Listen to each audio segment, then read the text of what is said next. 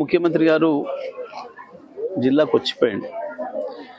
ముఖ్యమంత్రి జిల్లాకు వస్తే ప్రజలు సహజంగానే ఏమైనా వస్తుంది మన జిల్లాకని ఆశిస్తారు. కానీ ఏమి రాలా, మళ్ళీ అవే బూతులు, అదే స్థాయిలో ఆయన సంస్కారాన్ని బయట పెట్టుకుని పోయిండు. అతి నీచంగా ముఖ్యమంత్రి అంతకుముందు వాస్తవానికి ఆయనకు ఆ స్థాయి లేదు, ఆ సంస్కారం కూడా లేదు. కానీ ముఖ్యమంత్రి అయిన తర్వాతనన్నా నేర్చుకోవాల్సి ఉండే, కొంతనన్నా విఘ్నత ప్రదర్శించాల్సి ఉండే. కానీ 2 ఏళ్ల నుంచి రోజు రోజుకు పెరిగిపోతుంది తప్ప ఆ సంస్కారహీనత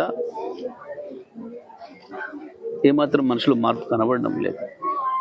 నిజంగా 5 రోజుల్లో నేను హార్వర్డ్ పోయించిన అన్నాడు. సరే, ఇప్పుడైనా బుద్ధి వస్తుందేమో, అక్కడ దేశాలలో కూడా కనబడతారు కదా అనుకున్నాం.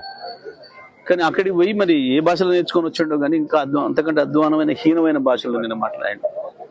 ఒక స్థానిక మాజీ ఎమ్మెల్యే గురించి కూడా ఆ రకంగా మాట్లాడడం అనేది ఎవరు కూడా ఈయన ముఖ్యమంత్రి అని అనుకోరు. ఇక కేసీఆర్ గురించి వెళ్ళి మాట్లాడడానికి ఆయనకి ఏం అర్హత లేదు. లేని అంశాలను చర్చకు తెచ్చి ప్రజల అసలు సమస్యల్ని పక్కదారి పట్టించడానికి చేసే ప్రయత్నం ఇది. ఈ చిల్లర ప్రయత్నంలో భాగంగానే నేను అక్కడికి వచ్చిపోయాను. వాస్తవానికి ఒకవైపు ఎన్నికలు జరుగుతున్నప్పుడు ఆయన ఎన్నికల ప్రచారాలు కాకుండా శంకుస్థాపనలు పెట్టుకోవడమే ఒక అనైతికమైన విషయం, అది రాజ్యాంగ వ్యతిరేకమైన విషయం. అయినప్పటికీ కూడా వచ్చి ఆ చిల్లరతనాన్ని బయట పెట్టుకొని జిల్లాకి ఏమి ఇచ్చింది లేదు, విషంగా అక్కడం తప్ప. ప్రజలందరూ కూడా ఆలోచిస్తున్నారు.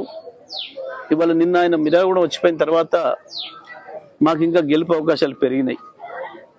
మిర్యాలగూడతో పాటు జిల్లాలో అన్ని మున్సిపాలిటీల్లో కూడా మా గెలుపు అవకాశాలు పెరిగినాయి. ముఖ్యమంత్రి ఇట్లనే ఇంకా 4 చోట్ల ఇట్లనే మాట్లాడొస్తే తప్పకుండా ప్రజలు చీకొట్టడం ఖాయం. రాష్ట్ర మంత్రులు కూడా బీఆర్ఎస్ పార్టీకి పట్టం కట్టడం ఖాయం.